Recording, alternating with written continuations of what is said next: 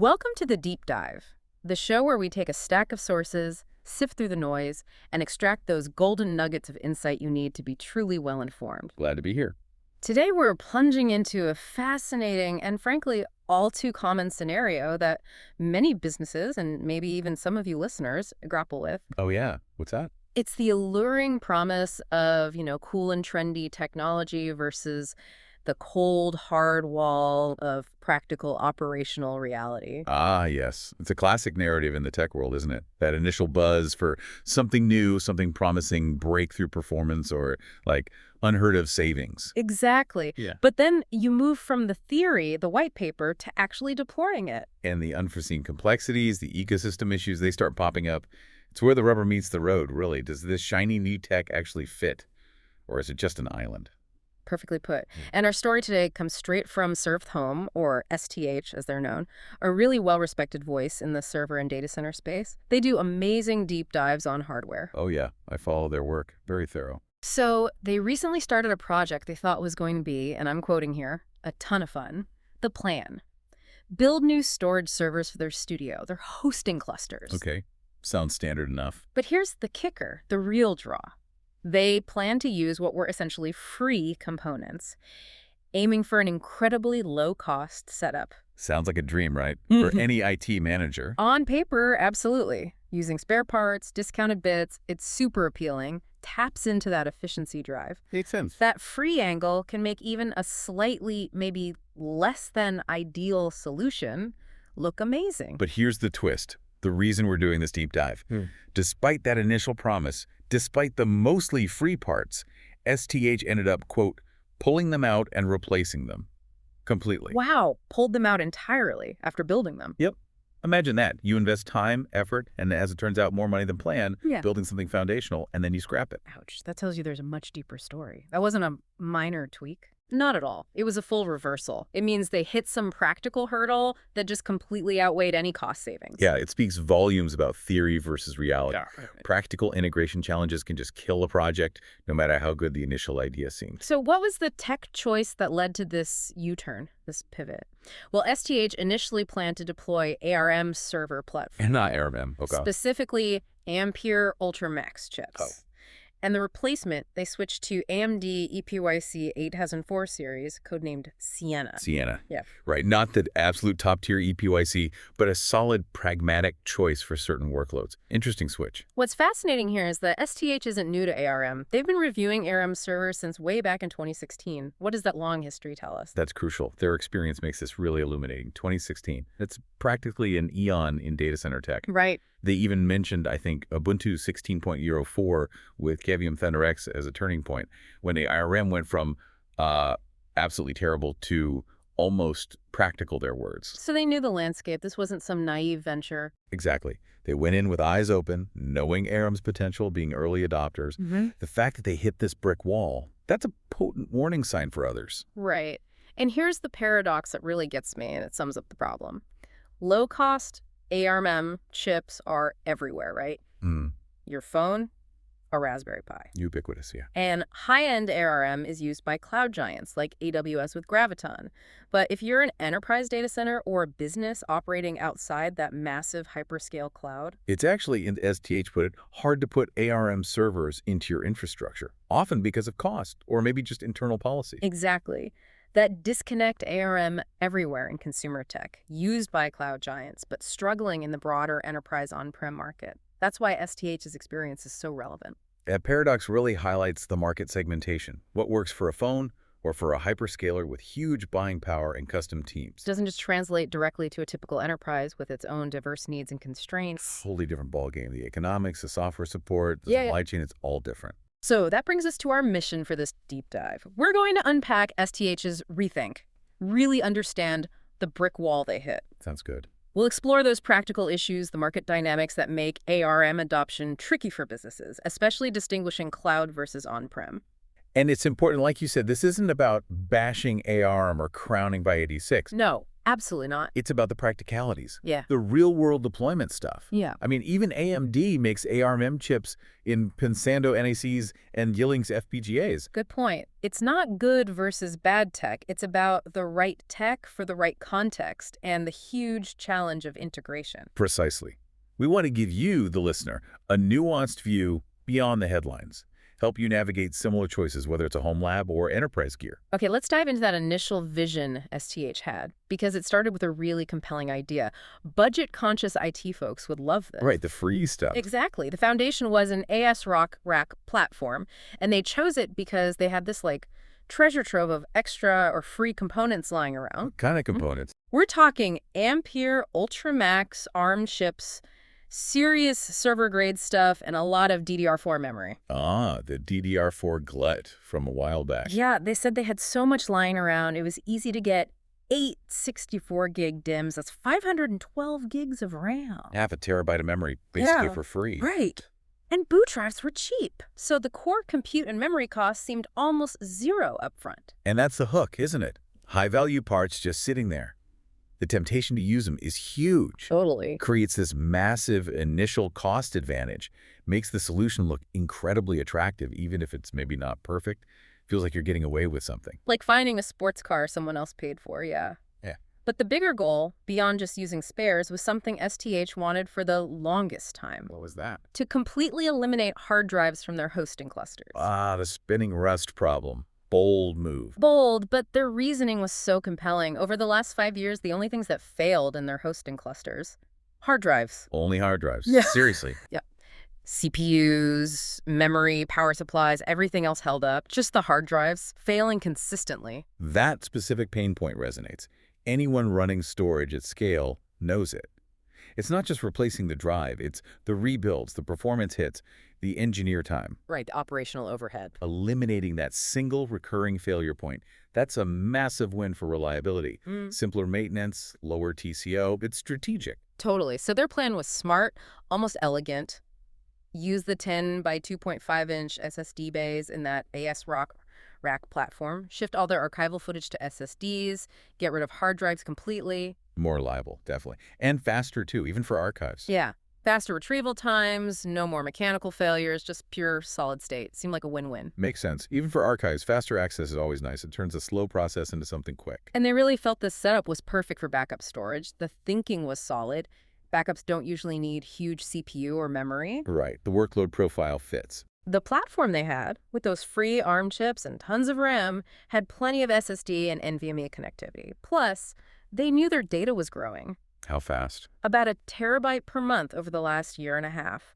New cameras, more content. That's significant growth. Yeah, but even with that, starting with 15 TB or 30 TB SSDs seemed like enough for their archiving needs, with room to grow. So they plan for growth, too. Smart. So the conclusion was free memory, extra CPUs, cheap servers. This was going to be a great platform. Yeah, you can see why they thought that. They had the parts, a clear problem to solve, growing capacity needs. It looks like a perfect alignment. Win-win-win. It really did. Seemed like the stars aligned. Free parts, solving a real pain point, more reliable, cost-effective. What could go wrong? Famous last words in IT sometimes. Exactly. Because the ton of fun quickly turned into that rethink. And it cost them financially and operationally. Okay, so let's get into the what went wrong part. Right. With this seemingly perfect plan, why did they have to scrap it? The first, and maybe the biggest issue, was architectural clash. Mixed architectures. Ah, okay. This is where production realities bite hard. That initial excitement of using ARM. Yeah, maybe innovative, maybe cool. But the reality is, now you've got both ARM and x86 in your data center. For a home lab, maybe fun. For a business, often a nightmare. STH realized it fast. They had real constraints. Limited power, limited rack space, critical stuff. Setup was limited, yeah. And a strong preference for servers that could handle more than one workload. Versatility is key, right? Absolutely paramount. Every server is an investment. Finite power, cooling, space, these are expensive. You want every piece of gear to be as flexible as possible. So introducing a totally different architecture. Especially one with a historically more limited enterprise ecosystem means dedicating precious resources to something specialized, less flexible. It lowers the overall utility of your rack space. Wasted capital, basically. Like needing a multi-tool, but buying a specialized wrench that only fits one bolt. Good analogy. You don't have infinite toolbox space or budget. This split led straight to the next headache, software ecosystem lock-in. The big example for STH, Proxmox VE. Their virtualization platform, very popular, open source, lets you run multiple virtual machines on one physical server. Yeah, cornerstone for many places, including STH, and the critical issue. No native ARM version of Proxmox VE currently. Wow, that's not minor. No, that's a showstopper for production. Sure, it's open source. People can get it working on ARM via GitHub projects. Well, community efforts? But doing that means giving up official enterprise support. Which is fine for a home lab. You tinker, you fix it, you learn. But for production, Yeah. where downtime costs real money, lost data costs even more. Vendor support isn't just nice to have, it's non-negotiable. Huge difference between a lab cluster and a production cluster. You just can't run critical stuff on unsupported software without taking on massive risk. Exactly. The potential savings from free hardware, completely wiped out by the liability of unsupported core software. It's a point people miss, focusing only on hardware cost. Totally. The sticker price is just one piece. Ongoing operational costs, including support for your whole stack, are just as vital, maybe more so. If your main virtualization platform isn't properly supported on your chosen architecture. You're building on quicksand. It creates a liability that swamps any hardware savings. And the headaches just kept coming. This led to what STH called a VM migration nightmare. The portability problem. Exactly. Their existing VMs were by86, running on AMD EPYC Milan. They could easily move them to other by86 platforms. Standard practice for them. Yeah, for load balancing, extra capacity, handling issues, it's core to how modern data centers work. That flexibility is key. Workload portability. Yeah. It makes their by86 setup robust, resilient. It's an absolute cornerstone. Seamlessly shifting VMs between hosts is expected. Maximizes resources, minimizes downtime, ensures business continuity. Yeah. It's fundamental. But the ARM barrier, a huge wall. Moving those existing by86 VMs to ARM meant redoing the entire VM. Paint a picture for us. How painful is that, really? It's not drag and drop, right? Oh, absolutely not. It's not a file copy. Imagine you have, say, a dozen critical apps in VMs. To redo one on ARM means probably reinstalling the OS from scratch. Okay. Then recompiling or finding ARM native versions of every single application. Reconfiguring all network settings, security, permissions. Yeah. Migrating the data, which could be tricky. It's complex already. And then thoroughly testing everything to make sure it works exactly the same on this totally new architecture. It's not minutes. It could be days, maybe weeks of skilled engineering time per VM. Wow. Per VM. For a business, that's a massive disruption, a huge drain on skilled staff, a direct hit to productivity. It's why enterprises prioritize seamless portability and consistency above almost everything else. The tech coolness fades fast when you face that reality. That sounds like an absolute nightmare, and it explains why enterprise adoption is so low for on-prem ARM. Exactly. The numbers show it. Very low adoption for on-prem and collocated setups because the operational overhead and loss of agility are just too high for most businesses, especially those with established by x86 ecosystems. Okay, this brings us to a really interesting, often confusing point. The difference in how ARM is deployed and priced in the cloud versus on-premise. Yeah, this causes a lot of debate. You see cloud providers, AWS, Graviton, Azure ARM instances offering ARM servers, often advertised at a discount to x86. Looks really tempting. And the story you hear often from the cloud providers themselves is that ARM chips are way, way less expensive. Right.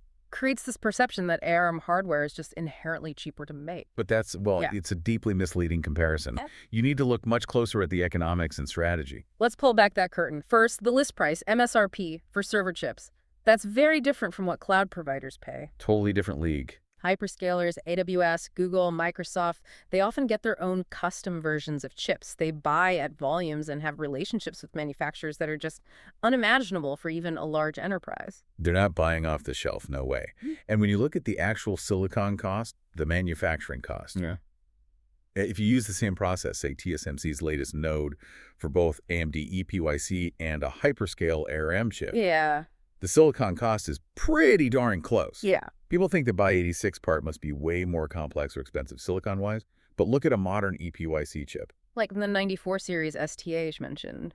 A huge chunk isn't x86 cores. It's the I/O die memory controllers, PCIe lanes, and within the core chiplets, Tons of space is SRAM for caches, interconnects, other server features. So the actual x86 versus ARM instruction set part Is a smaller fraction of the total silicon area and thus cost than many assume. A lot of the cost comes from components common to both architectures. I/O, cache, memory controllers, interconnects. It's not just the cores. That's a huge insight. Totally reframes the cost discussion, and hyperscalers have a different pricing model entirely. Right. They negotiate directly with Intel, AMD, based on wafer costs, defect rates, silicon area, packaging. It's basically a cost plus some bit of margin model. They are not paying anywhere near MSRP. Not even close. Their scale and direct negotiation changes the whole economic equation compared to an enterprise buying through normal channels. So when a cloud provider says their ARM instances are cheaper, it's not necessarily because the silicon itself is dramatically cheaper to make than x86 at that scale. It's more about their immense scale, custom designs optimized for their needs, and that direct cost plus negotiation power that lets them offer those discounts. Okay, so if silicon costs aren't that different at scale and cloud providers get special pricing, what's the real strategic reason for those cloud ARM discounts? STH called it the Hotel California situation. Perfect analogy. You can check out anytime you like, but you can never leave. Exactly. It captures a key cloud strategy, vendor lock-in. The idea is, sure, port your workloads to ARM once you're in the cloud. Cheaper compute, new tech, efficiency gains. It lures you in. But the catch. It's really hard to repatriate your workloads, to take them off that ARM cloud instance and move them back on-prem. Once you're in that ARM cloud environment, getting out is tough. And not just cloud to on-prem. Even moving between different cloud providers can be hard, especially with custom ARM chips. Right. STH pointed out, for example, the Ampere Ultramax chip often lacks misted virtualization. Which is? Running a VM inside another VM, it's a very common feature, crucial for dev environments, security sandboxes, some enterprise apps. Okay. So if your workload needs it and you move to a cloud provider using Ultramax or similar ARM chips without it, suddenly you lose that capability, forces a major re-architecture. That's a serious lock-in mechanism, strategic play by the cloud providers. Absolutely. They want your workloads to stay put. Yeah. Offer discounts on a specialized architecture that's hard to move elsewhere. Creates super sticky customers. Okay. Moving between x86 clouds is already complex. But STH found moving from cloud to on-prem ARM is way harder than staying within x86 ecosystems. Lack of feature parity, different tools, different support, huge friction and cost barriers. It makes you think twice or 10 times about leaving. Which leads to the broader ecosystem challenge for enterprise ARM adoption. STH, as reviewers, are fine with ASRock servers. Great value features. Yeah, they know their stuff. But most large organizations, the elephants, they have established processes. They prefer Dell, HPE, Lenovo. The big incumbents, they offer the whole package: hardware, support contracts, global supply chains, familiar management tools like IDARI, ILO, xClarity. And this is a massive hurdle for AMM in the mainstream enterprise. Those big vendors have very limited ARM offerings, especially for the US and European markets. Very limited is right. Lenovo had some dev boxes, maybe some Chinese market-specific SKUs for different reasons, but for a US enterprise, good luck finding robust, supported ARM servers from your main vendor. They haven't really invested heavily there for the Western market. That's a huge blocker. If your standard is buying PowerEdge or ProLiant, an ASRock rack server, however good, just doesn't fit your procurement operations support, it's an unsupported island. Breaks the chain. STH reviewed that HP ProLiant RL300 Gen 1 ARM server back in mid-2023. Right. One of the few enterprise-branded ones. And while some niche users picked it up, maybe for web servers, overall enterprise adoption, it did not do super well. Not because it was bad hardware, but because of these systemic ecosystem issues. Hard to integrate, hard to support at scale within existing IT structures. It's not just the hardware, it's the whole support infrastructure around it. Partners, tools, agreements, parts, training. Without the full commitment of the big players, even great ARM hardware struggles in the enterprise. It's that chicken and egg problem. Enterprises won't adopt without the ecosystem, and the ecosystem won't fully mature without adoption. And the problem goes beyond hardware vendors to critical software, like virtualization. We hit Proxmox, but what about VMware? Right. VMware ESXi on ARM exists. STH played with it on deep EPU's data processing units, like AMD Pensando and NVIDIA Bluefield. So the tech is there conceptually for specialized stuff. Exactly, for specific offload tasks. But running ESXi on an ARM CPU for your main VM infrastructure, your core business apps, just not practical today. Why not? Primarily economics and performance tied to licensing. Enterprise apps are often licensed per socket and per core. Ah, the licensing model. So businesses prioritize getting the highest performance cores possible. They want an AMD Gen X big cache, high clock speed, max throughput. They don't want lower power cores, maybe designed for simple web servers. If you pay per core, you want a powerhouse. Makes perfect sense. Max bang for your buck, not something just adequate. And the proof is, as STH said, most folks are at best running DPUs on ARM. They handle network storage offload, not production ESXi clusters on ARM CPUs for core VMs. So ARM has a niche in DPUs, but not prime time for general enterprise virtualization. The economics just don't work with current licensing and performance needs. And that same logic applies to a lot of other enterprise applications licensed per core. If the cost scales with cores, you'll always pick a high-performance core over a low-performance, lower-power core. Even if the ARM chip itself seems cheaper initially. Right. The perceived saving gets wiped out if you need way more ARM cores for the same performance, driving up license costs, complexity, power, rack space. The TCO gets way higher. The cheaper option becomes far more expensive long-term. Wow. Okay, this whole STH experience offers some really profound lessons, not just for them, but for anyone making tech decisions. Lesson 1, the hidden expense of free. A powerful, often painful lesson. STH found out. Despite free components and cheap servers, the project wasn't free. They spent a lot of money. Classic trap. Low sticker price blinds you to the bigger operational costs, opportunity costs, the real TCO down the line. Like buying a cheap car that needs constant expensive repairs. Exactly. What they realized was critically valuable was the ability to take a workload, a VM, and just move it directly onto one of these nodes. That seamless flexibility, that portability. It was valued more than just being able to reuse some components and save a couple dollars. They were willing to spend more to keep that agility. Think about that. Spend more to avoid running unsupported version of Proxmox VE, dealing with different software stacks, or a solution that just doesn't sit in our cluster nicely. It shows a fundamental shift in value perception. Hardware costs became secondary to operational efficiency, stability, easy integration, the ability to pivot. The hidden cost of incompatibility, lack of support, operational friction, it just wasn't worth the initial savings, became a liability. And STH's experience, as they said, it's a microcosm of what's going on right now in the enterprise industry. It's not isolated, it reflects a widespread challenge. And highlights why x86, despite its age, still dominates. The x86 ecosystem has this massive advantage. It's really easy to go and port workloads between Intel Xeon and AMD EPYC. Seamless moves, even between vendors or generations. There's a mature, robust, supported ecosystem that simplifies portability and ensures compatibility. That interoperability is a huge competitive edge. An invisible infrastructure you take for granted until you step outside it, like STH did, and hit that wall. And this ties right into the hybrid cloud journey so many orgs are on. They realize they can run baseline workloads way less expensively on their own servers outside the public cloud. Trying to repatriate stuff for cost optimization, more control. But here's the AR roadblock again. If they ported apps to ARM in the cloud, may be lured by those discounts. They face the exact same problem STH did when trying to bring them back on-prem. How do you even get a server to run it in your data center?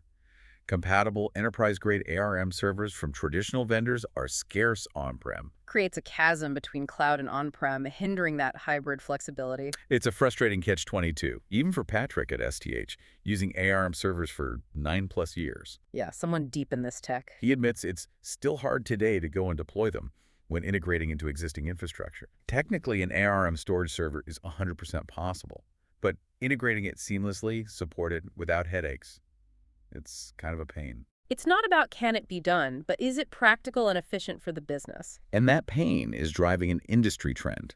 People shifting back from ARM to x86, both in the cloud and when repatriating. The perceived savings or future-proofing turns into costly lock-in. Drives them back to the flexibility, ecosystem, and portability of x86 when they want to optimize costs on-prem. The free parts, or discounted cloud instances, just don't make up for the long-term friction and lost agility. A powerful lesson in valuing capability over initial cost. So, what have we really learned from Serve Their Home's journey? This deep dive shows that while ARM has compelling benefits in niches, Raspberry Pis, massive hyperscale clouds, Places operating at scales or with needs far different from typical enterprises. integrating ARM into existing enterprise data centers faces huge practical hurdles. That low-cost appeal often hides a much higher total cost. Compatibility issues, ecosystem limits, lack of workload portability. It adds up. It's not just the silicon price, it's the difficulty of managing your IT. Exactly. In a world driven by information, agility, moving, adapting, integrating your digital assets is paramount. We saw how the cost isn't just the sticker price or free part. It's the hidden costs.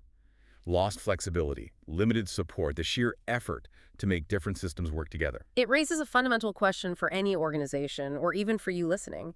How much is that seamless flow, that freedom of your data and apps, truly worth to your long-term efficiency and resilience? It's a critical trade-off. Sometimes the path of least resistance may be sticking with the established, seemingly pricier by 86 ecosystem, Yeah. offers a much better ROI through less friction, more agility, guaranteed support. Short-term savings can lead to long-term headaches that cost way more. We encourage you, our listener, to think about this trade-off in your own tech decisions. Home lab, enterprise infrastructure.